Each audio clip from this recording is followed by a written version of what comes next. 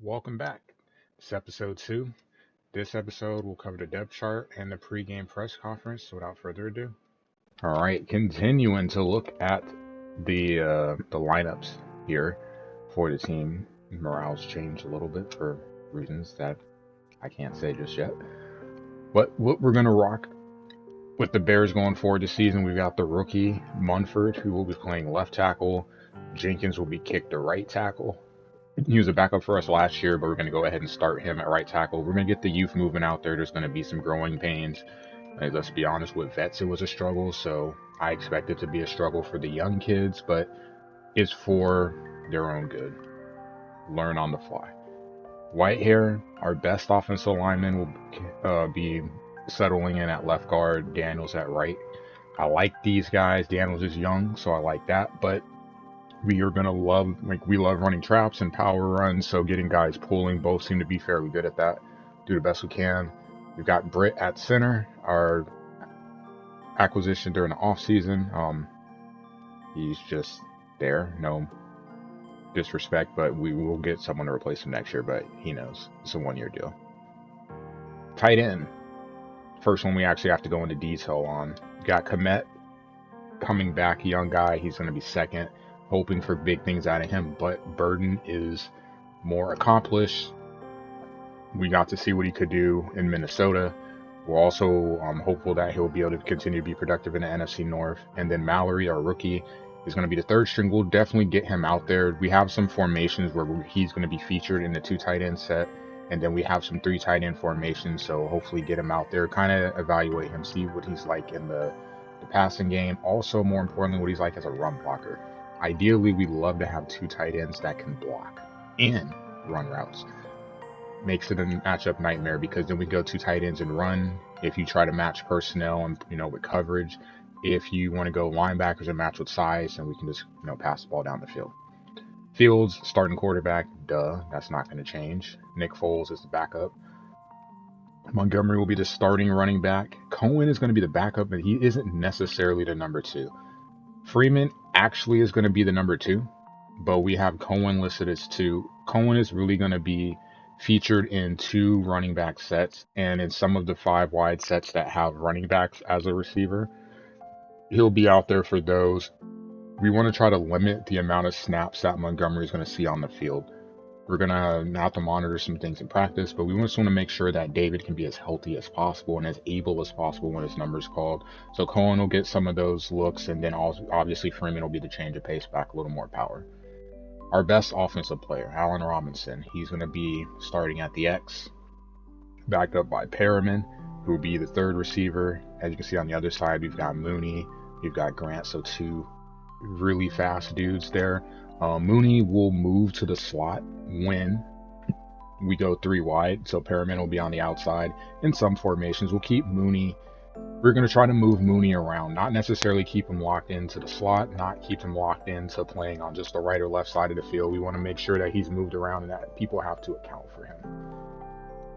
4-3 defense, so you can see our best player on the team, Khalil Mack. He's going to play left end like he did last season. We've got Hicks and Goldman at D tackle. We've got Quinn edging out Edwards. A little bit of a tough decision there, but I just feel we're just going with the veteran presence here. I'm gonna have Quinn start. Hope for the best for him. He wasn't super productive last year. Even when Edwards was rotated in, he wasn't either. So we're just looking to see if we can get any production from those guys. At linebacker, the rookie Ventral Miller is going to start. Smith clearly is going to be starting in the middle, and I'm sure that surprises no one. And then the tough decision. Do you go with Danny or do you go with Ogletree? Danny is smarter, though he's slower. He's smarter and he's a better coverage guy, not by a whole lot, so he's going to start. Not exactly. This is by far the biggest weakness I feel on this team, or at least on this unit. I'd say offensive line in general, but on this unit, this is the biggest weakness. If either Miller or Smith get hurt, we're going to be in trouble. We don't have a lot of depth at the linebacker position. Even when we had Mark Barron, we had to cut him to try to make room, to try to fill out the roster. We just needed a guy here, or 1 or 2 guys, so we had to downgrade at linebacker, saving money by cutting him, downgrade in talent to be able to sign someone else. So we're not like upset by that or anything, because you gotta do what you gotta do. And to be fair, it's not like Barron was going to get a lot of playing time, and we didn't want to see him on the field either anyway. We don't want to see any of these backups. But if he had to be out there, or if, a backup had to come in, we feel confident enough that Ogletree can at least fill in for a little bit. But if there's an injury, we'll have to address that. Corner. The young kid, Johnson, will be starting on one side. Douglas, our free agent acquisition, will be starting on the other side, which allows us to kick Burns down to the slot. We'll still have him. We'll have him and Shelley kind of mixed in, playing slots in different formations, just try to give different looks. But we do like, between Burns, Johnson, and Douglas, you have guys that are all over 6 feet and that are big size, so they should be able to compete with physical receivers. A little more speed would be nice, but at least in terms of physicality, press, and just continuing fighting for 50-50 balls, we hope that will be better. And then safety, no surprise there. Jackson will be starting at free safety. The rookie, Harvell Peel, will be starting on the other side. Now, this was a tough decision. We really could have went out in free agency and tried to acquire a starter, and we still could have after the draft. We wanted to roll with the young kid and just see what he could give us. If it works, cool. If not, we'll be right back in the draft, and at least with his experience, we know we're getting in a third safety. So we'll have to play it out and see how that looks. Special teams, no change. Santos will be the kicker. O'Donnell will be the punter. We're going to go with Cohen starting this time in the return game. The reason why, he's small, Grant's small too. Relatively the same speed. The difference is Cohen's a running back, and I think he'd be less likely to fumble than Grant. And he's a little shiftier, so it'll help for change of direction. But, to be fair, truthfully, if the fumble meter was where it was last season, he probably doesn't go back there, and we probably go with Perriman. But we're going to go with Cohen. I feel a little more confident. It's just you don't like having super small guys back there because it just leads to disaster. It really can. Now we join the head coach. He gets ready for week 1 of the second season in the UGL. Oh, all right. Good morning, everyone. We're ready for the end of the season. Preseason over. We're ready for some football. I'll take some questions, but let me get started first. Let me just a couple things that I wanted to note here about our squad before going in. I know we're going to talk some, obviously it's going to be more focused around the Lions, but I kind of wanted to go over some stuff too. Just talk about some things with the offseason. One thing I'm really, really happy about, I feel like the GM did a great job. We were limited in draft picks, coming in. I took over this team as head coach, and Justin Fields is there. Love the guy, good kid. Clearly, though, we are lacking in picks, and he did our GM did the best he could to give us some talent and spots that we needed. Offensive line was a weakness for us last season with Thayer Munford. I'm hoping for big things from him, but he's going to play left tackle for us. We're going to kick Jenkins to the right side. Fingers crossed that ends up working out. We got a linebacker.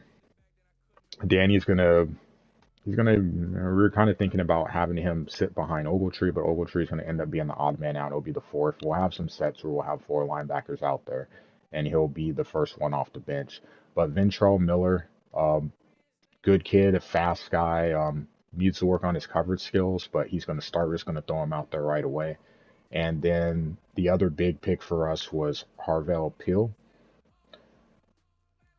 We were kind of lucky to get a safety that ends up being okay, especially that late in the draft. So we're going to be happy we got him in the 7th round. That was right before Mr. Irrelevant, and he's going to end up starting for us. So hopefully he can provide a spark back there. So we got 3 new starters. Also, I want to mention a couple other things here. We got Trey Burton that we signed in free agency. He's going to be our starting tight end. I know a lot of the fans were expecting Cole Kmet to be the guy. We like Cole. We really, really do.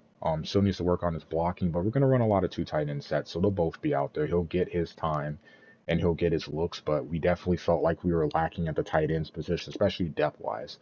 We did get Mallory late in the draft, but hey, we get it. We basically have two starters out there. We'll run with that. Hopefully, Burton can provide something for us. He's on a prove it deal. We'd like to have him back, but we'll see what we could do. Without Jimmy, he has a nice opportunity to step in and make some plays. We also got a new center, Justin Britt. Um, we lost our center. Just kind of we couldn't agree on the contract. He wanted too much. I don't want to get into the contract negotiations, but we couldn't come to terms on agreement. Justin's in for a year. Offensive line still obviously is a need for us, but at least we're able to replace him, or he's gonna replace who we had, and hopefully he can be productive for us. Offensive line still a concern. We'll always be evaluating, maybe mixing and matching where guys are, but for now, Justin's going to start at center. And with that said, I'm pretty happy with the offseason. We got Royce Freeman as a change of pace back for Montgomery. Outside of that, just depth, linebacker,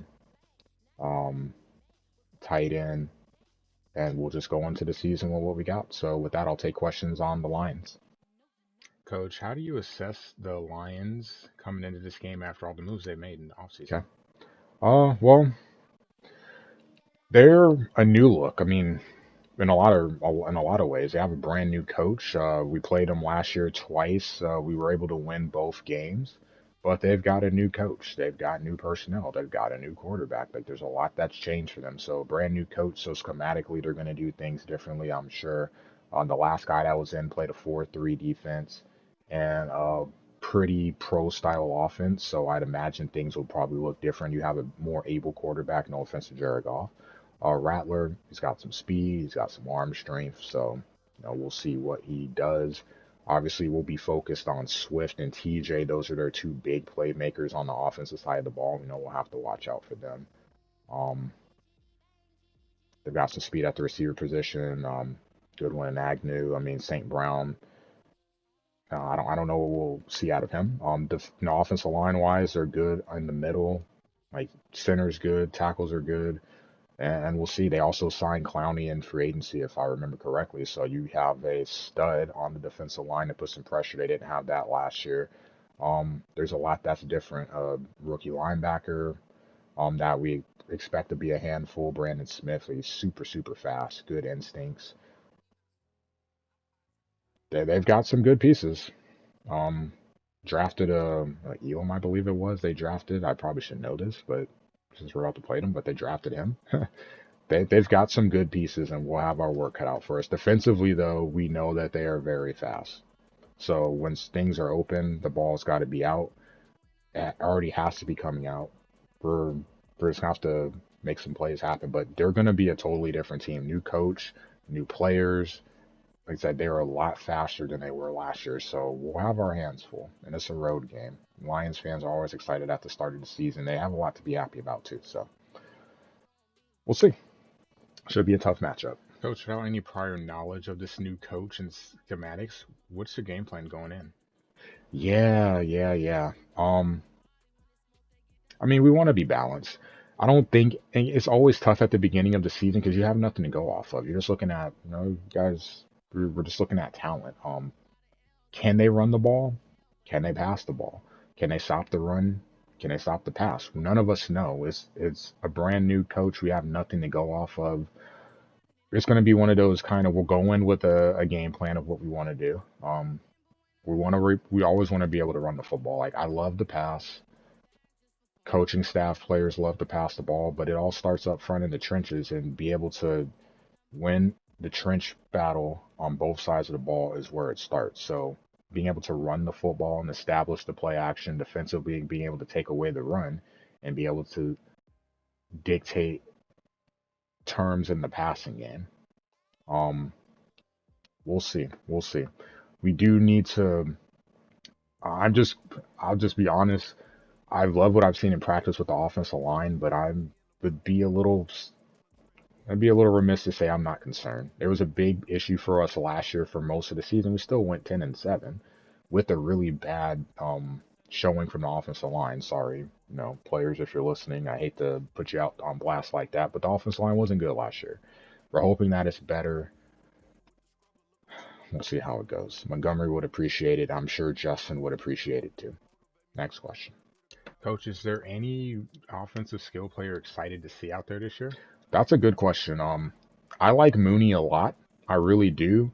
I think he's one of those guys that could really unlock things for this offense because you have Robinson who can do some big things, but you look at him more as a possession guy, maybe a little faster than your typical possession receiver. And you have Perriman who's a speedster too. But Mooney is the one that really can make things difficult for defenses. He has speed. He can catch the ball. He's a great route runner. So anything short to deep, we have to find ways to be able to get him the football. Give him the ball in space and let him make plays. So we're always going to try to find ways of getting him the ball, whether it's screens, whether it's short passes, whether it's, basically clear out routes where you have routes clearing space for him to work with. We're going to find ways to get him the ball, but ultimately at the end of the day, we don't want him to force the ball. We're trying to ingrain that in his head. Throw the ball to who's open. Take the play call, look at the field, assess what's there, and make the proper read. If it means that it's the running back, if it means that it's the backup tight end, if it means it's the fourth receiver, you just need to make sure you're making the right throw and not turning the ball over. At the end of the day, just make the right read. The more right reads you have, the easier it ultimately will become to play offense in that game because then they have to start blitzing and then the reads, the looks are easier to be able to decipher. So we'll see what Justin does. Mooney, though, is obviously he's a youngster and we kind of want to build the offense around him going forward, at least him being a big piece in that. So we're hopeful that he can be a little more of a factor this year than last year. He missed some time last year with a quarter of the season, third of the season due to injury. So we're hopeful that we can get a little bit more out of him. At least see him on the field more to assess what this team looks like without him. Not having him at the end of last year was tough. It might have, I don't know, maybe if we had Mooney, maybe we're able to, not a game against the Seahawks, maybe having him out there flips a play here or there that might make the difference in the drive being extended, getting a score. You never know. We'll get to see it with him this year. Hopefully everyone stays healthy, knock on wood, and, we'll go from there. Good question, though. Coach, do you feel more comfortable with the defense running a Tampa 2 defense this season? Ooh, you are putting me on the spot with that one. Defensively, I don't feel like we're where we want to be. Like, I'm going to be honest. I grew up I still am, like, I know this sounds awkward, I see the wallpaper behind me. I'm a Bears fan, or Bears coach, but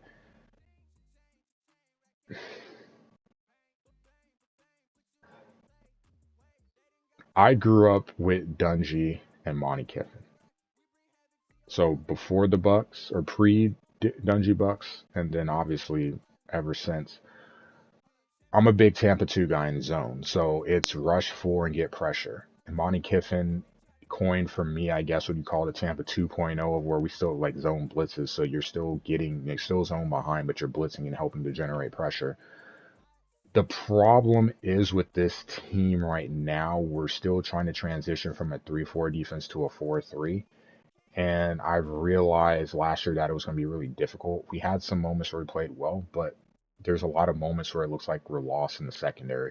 That's got to be better. So my hope is over the course of this year, we've added another safety.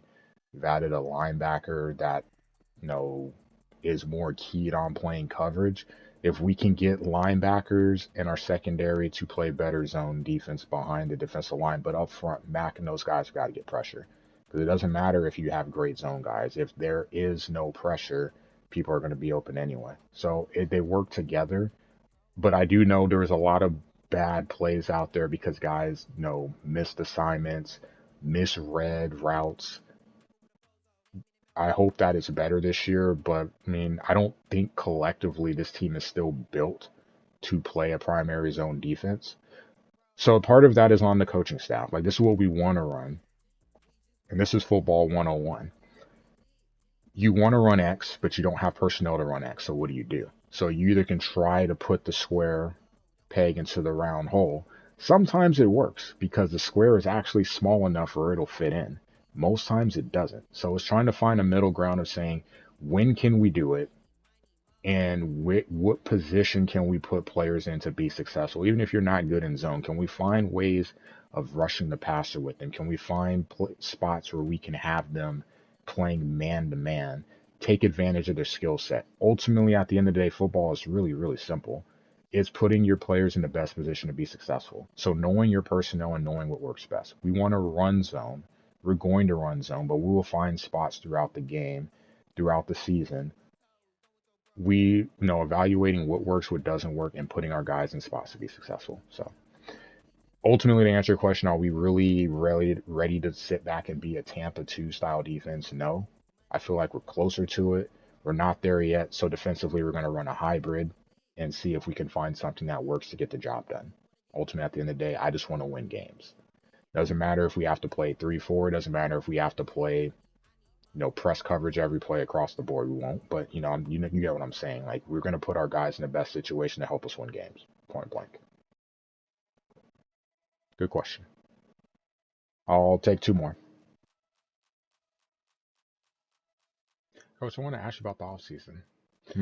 Normally you come in with 7 picks and cap space. You didn't have either of those. So, given the situation, well, how do you think you graded out in the offseason?